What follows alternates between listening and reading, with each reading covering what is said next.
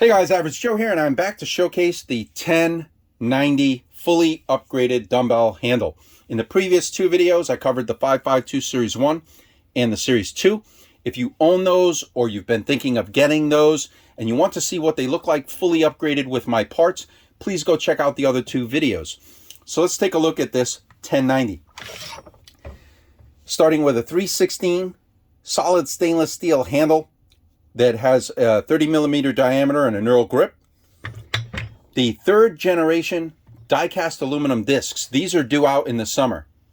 There will be a machined aluminum version at some point. I don't know the timing on these yet, but these we're shooting for the summertime. This is a cast aluminum dial with black Teflon coating. It's a beautiful finish. I love the look of this dial. This one is equipped with an Average Joe engraved end cap on one side and a blank end cap on the other. The blank end caps will definitely be available right out of the gate, but I haven't decided yet when I'm going to order these. I have a limited amount of capital and I have a lot of parts to order for the summertime, so these may have to wait a little while. I don't know yet. In addition, the very first two finishes for the dials will be the black Teflon coat, which it's just a beautiful finish. But this is black Teflon coated, and then the glass beaded aluminum. So that will be the first two finishes right out of the gate. Later, as capital permits, I plan to do stainless steel in brushed and possibly polished stainless. Beautiful, beautiful dials, but again, I have to be able to afford ordering these in batches. So these may have to wait a little while before I introduce them. The aluminum will probably be the first two out of the gate for the 1090. The other thing you'll notice is I've done all sorts of, I've got the blank end caps, I've got the one with the Average Joe logo, I've done mix and match. So in this case, it's a brushed stainless with a black aluminum Teflon coated cap. Here is a black Teflon coated aluminum dial that you can use with a stainless cap. And these are this is cool. I love some of these combinations for the end caps. The other thing is, if you don't want my end caps, if you just don't want them, you can also use the OEM end cap and just reuse it on your dumbbell. I don't like these, but you know, if you want to, you can reuse it. Notice how quickly and easily I was able to get this off without damaging it. That's the other thing.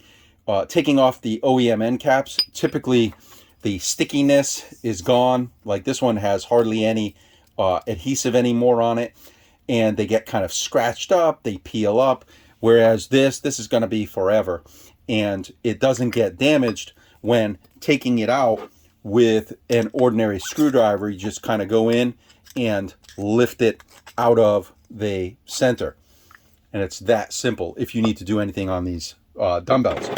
Now, the numbering system, you'll notice, goes from 11 to 91 on the aluminum.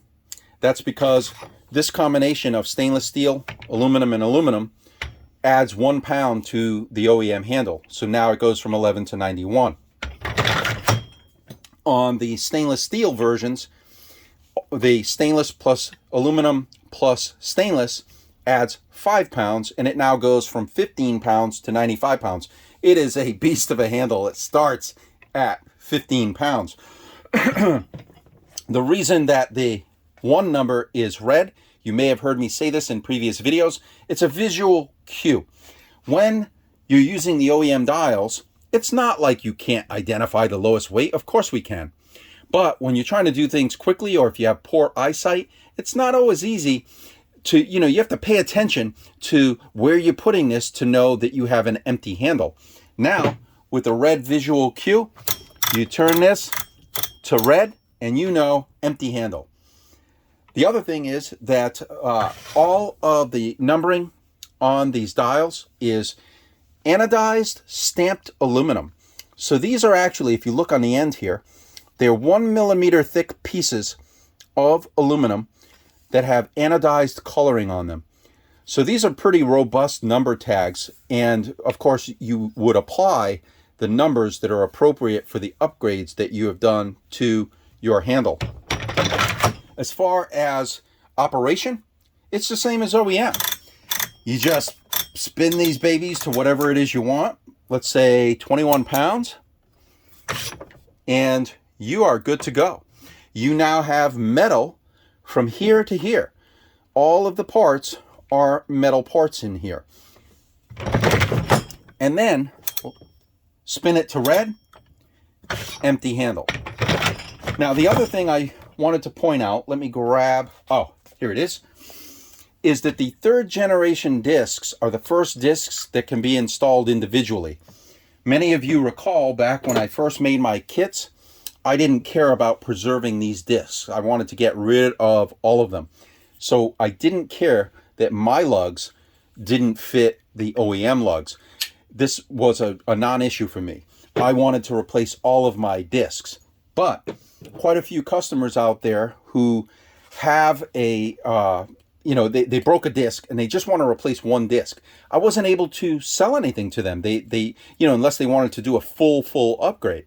So I went back to the drawing board and I created the 3rd generation discs, and these discs now fit the OEM discs.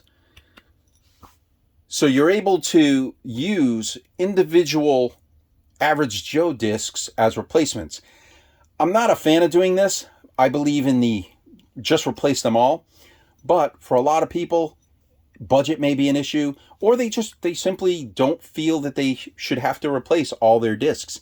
And now, this summer, if you want to replace just one broken disc, you'll be able to do that as well with my 3rd generation discs. So that is the fully upgraded 1090s, and I hope you found this useful if you've been considering average Joe upgrades for one of your SelectTech models. But if you have any questions, send me an email.